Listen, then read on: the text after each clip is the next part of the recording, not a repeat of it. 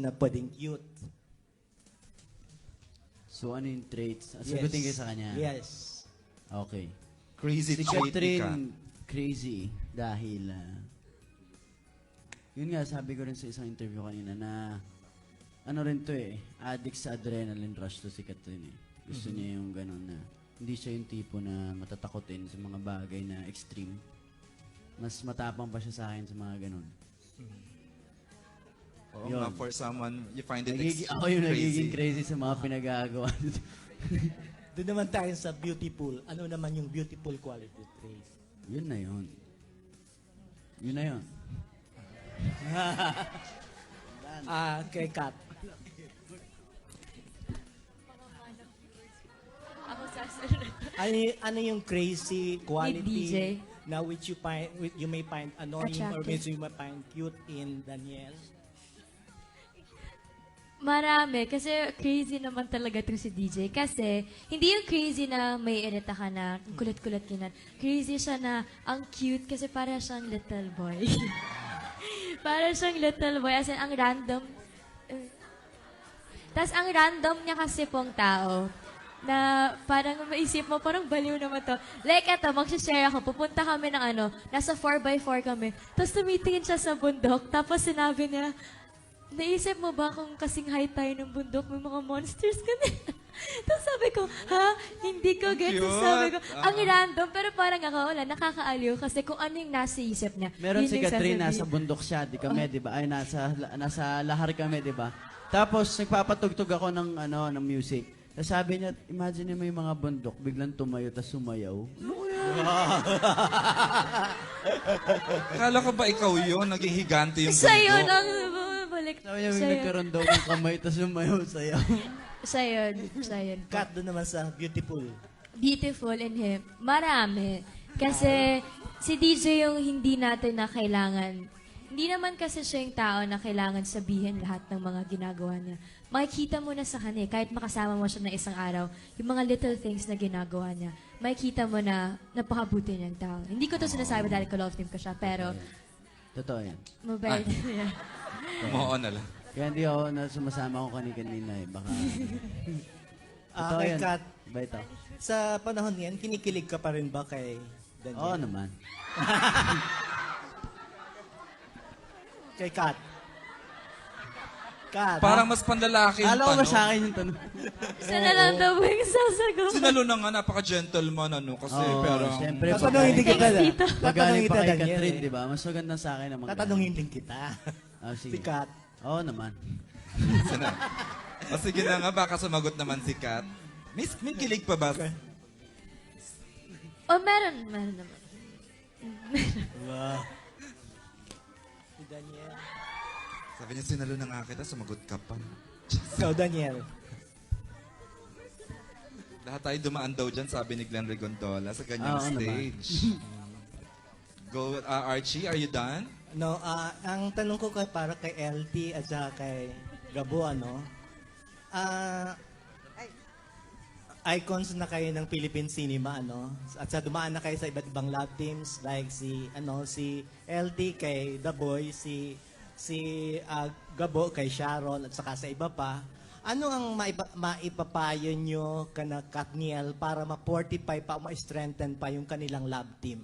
Parang gatas ha, 45. Oo. Miss LT, how, ano nga? Fortified Ah, milk ah, ito. ah, Kasi nakikita ko naman sa kanila they're really good friends. Nag-enjoy sila sa isa't isa. Yung nakakatuwa yung friendship nila.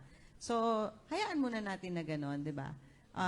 Palagay ko naman, dadating din yung time na talagang magiging okay na sila. And then, di ba, yung mag-grow sila together. Yun yung isang maganda doon. Kasi everything naman should really start as friends, di ba? Any relationship. Ako naman, ang tingin ko dun sa kanilang fortification, natural na darating yun. Yung, ano yun, no? Pero individually, syempre, meron silang kanya-kanyang galing. Eventually, magkakanya-kanya sila on their own ways.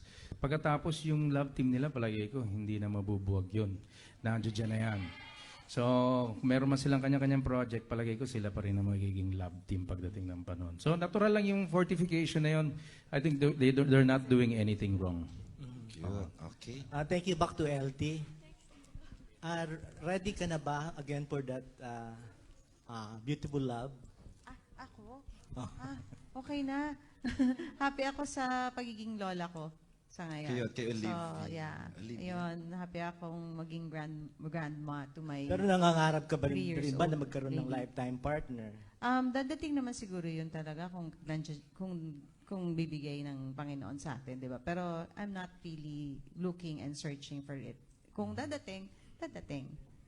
Yan. Walang lumiligaw. Wala po. Wala pa po, Gabs. Wala pa po. Thanks. Okay. Thank you.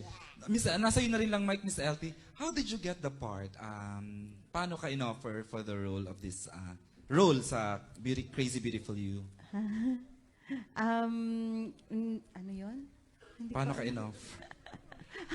Hindi ko alam kasi bigla na lang Tumawag. sinabi sa akin ni Nanay Lolit na yun nga, merong offer ang Star Cinema to Katniel. play the role. Walang apprehension whatsoever. Wala naman. Kasi it's my first time sana working with Direk Rory, but it's also my first time to be Direct directed, to work with Direk May. So, walang problema, parehong first time. So, yun, okay na okay sa akin. So, nung sinabing hindi pwede na si Direk Rory at magko-concentrate siya sa pangako, Okay pa rin sa'yo. okay pa rin sa akin. Kasi it's really something new again to handle me. Okay. Thank you, Miss LT. We'll limit na raw sa ano? Si Julie daw Julie, may question? Tita Julie, may question ka? Okay. Dali, After Julie, tita, dyan may magtatanong ng the last question will come from hindi the... controversial si Alan Jones. Good afternoon po. Tatanong ko lang kung anong plano niyo sa Valentine's Day.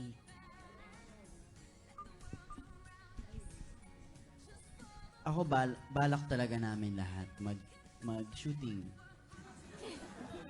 Para bago, no? Or baka mag-promo kami. Para Walang something at least special. sama-sama tayo. De, ano muna? Tapusin muna namin to. Pagkatapos, kasi after ng promo, may dubbing pa. Tapos after nun, showing na.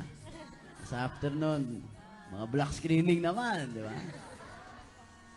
Pero bigyan natin ng oras yan. Sa ano na lang po, sa bago na date ng ngayon ng Valentine's. 25th na ngayon. Hindi na 14. Salamat. Okay, last na lang. Para sa lahat po. May nagpapatanong po rito ano daw po ang pinaka-craziest thing na ginawa niyo sa ngalan ng pag-ibig? Direct. To bench. Sige. Si Direk naman is celebrity on her own. With like, the craziest thing you've done for love, tama ba yun pagkaka-English ko?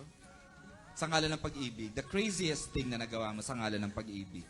To marry my husband. Is it crazy? It's It's not. crazy. Crazy naman doesn't necessarily mean negative eh. Di ba? I mean, to spend the rest of your life with one person, to take that plunge, it's crazy. But it's also beautiful. Oh. And that's you, honey. Oh, is there? Inigo, what's the craziest thing you've done? Craziest thing I've ever done for love? Wala pa naman siguro sa love, like girlfriend or anything. Siguro for my parents po. Siguro, going to the States, syempre nga, my dad wanted me to have a normal childhood. So I guess that's something crazy that I've done for love. Speaking of your career, so medyo amin ka na muna. Opo, Sa Pilipinas ka na for this muna. year, I'm staying here. 2015, the whole 2015. Opo. Cool. And it's still, hindi pa sure kung magsistay ako. Hindi. Pero, parang magsistay na ako. Cool. We're happy that you're staying. Miss LT, the craziest thing na nagawa mo sa ngalan ng pag-ibig. Sa ngalan ng pag-ibig, the craziest. Mm-hmm. Parang nung mga bagets pa yan eh. Kasi crazy ka pag bagets ka pa di ba? Pero after nun, hindi na. Pag tumatagal, nawawala na yung craziness. Nagiging serious na. Correct. Kasi nagkakaroon na kayo ng mas malaking responsibility, like magkakaroon ka ng anak. Palagay ko nung Yun yan. simula namin ni Rudy, nung wala pa kaming wala pa yung mga anak namin, yun yung mga craziest time na nagagawa namin. Kung saan namin gusto pumunta, pwede. Kung saan Parang kami. Katniel lang, gano'n. Yeah. Cute. Ganun lang yun. Thanks, Miss LD. Kuya Gabs, the craziest thing, mukhang marami-rami joke. Mukhang marami-rami. Hindi ko lang makakalimutan yung ilalabas mo yung love mo na hindi alam yung mga magulang, di ba? Hindi alam ng mga magulang, lalabas kayo, tinatakas ka, kayo, di ba? Di ba? Ganun, di ba? Yan. Sino po? Hindi sila, meron na silang sariling kotse. Tsaka allowed na no? Allowed. Kasi na sila professionals, they're working together. Pero ganun lang yung mga lalabas kayo, hindi alam, walang nakakaalam, di ba? Yung mga alalay nyo, hindi alam. Yan ang nagawa mong crazy sa buhay mo. Yaya Yung mo, kabinataan hindi alam. mo. Ganun. Yun lang. Doon yung thrill. Okay. Kath, anong craziest na nagawa mo? Wala. Siguro may mga hindi pa super crazy. And masyado pang maaga Oo, para yes. masabi ko yung craziest. talaga. Pwedeng crazy na hindi love. Crazy na nagawa mo. Na iba bigla kay Kath, kasi she's young pa eh. Ano ba po? Hindi ko alam. Wala ka maisip. Wala pang masyado. Actually, ngayon pa lang kasi, since siguro ngayon pa lang ako nag-18, hindi man yung crazy na magwawala ka or something, pero ngayon ka pa lang na mas gusto mo mas maging exciting lahat, mas masaya. So yeah, si DJ, tanongin Okay, natin. Dij, anong craziest thing na nagawa mo?